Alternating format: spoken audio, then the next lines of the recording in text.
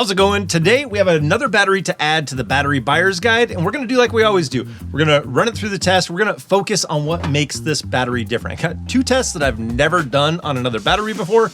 We're doing it on this one to see if it can live up to the claims of what they say it can do. All so you can know what's available out there so you can make an informed decision. Got a lot to get to. Let's get started.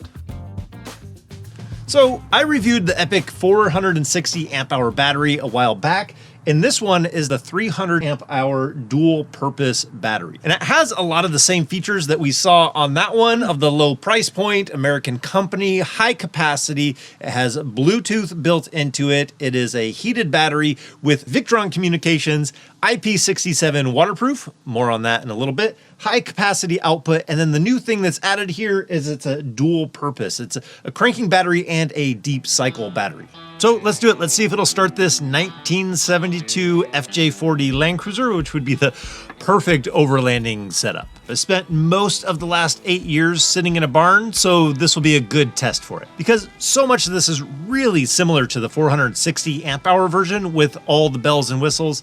It does meet the capacity test. Has the same output. So on the 460 amp hour battery, and we ran 2 ACs off of it, this can do the same. But that's one of the reasons why we have the battery buyer's guide, so we can find exactly what fits your needs. Battery selection always comes with a lot of opinion, so I just try to pack in the facts. So if you have a specific space, you have the dimensions right there. If you're looking for a heated battery, clearly marked on there, easy to see. If you want the lowest price, it's easy to find the lowest price. If you need an American company, that's easy to find on there as well. My hope was to simplify it so you can find exactly what you're looking for. Okay, here it goes.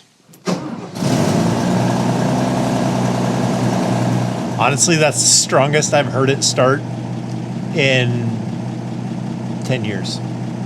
It fully passing this test is notable because not all lithium batteries can do that. Actually, the majority of them can't. They're not intended to be starter batteries. But as a side note, I probably wouldn't recommend putting it in the engine bay if I was setting it up on an overland rig, which I think this is kind of designed for. I would put it closer to an inverter and away from the engine heat. But we have some other differences with this battery that are worth looking at.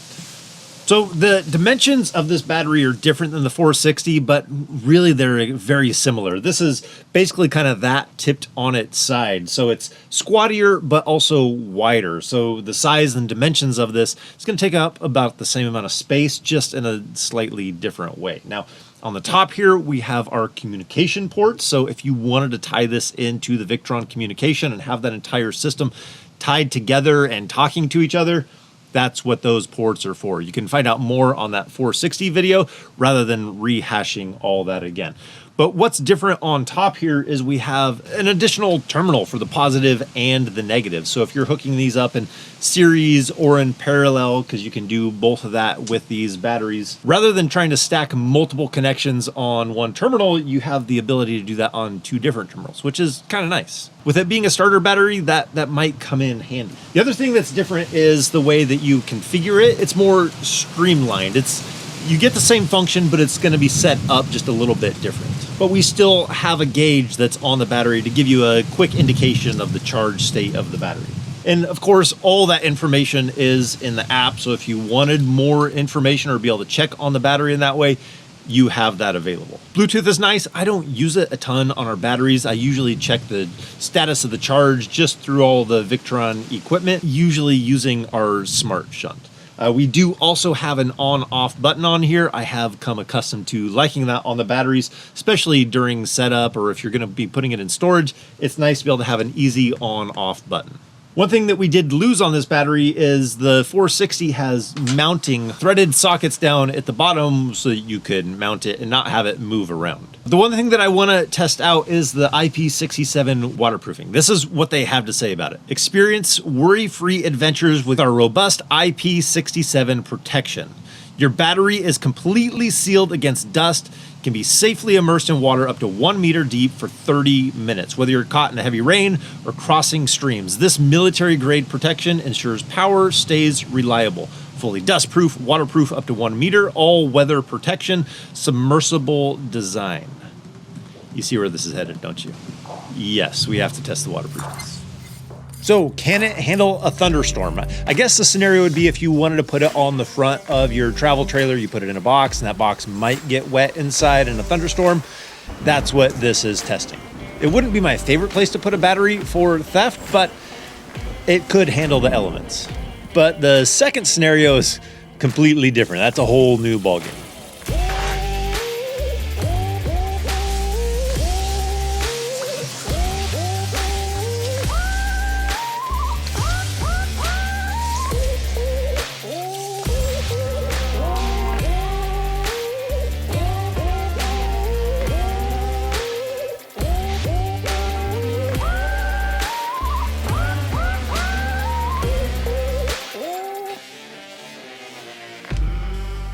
The real test here is seeing if it has voltage.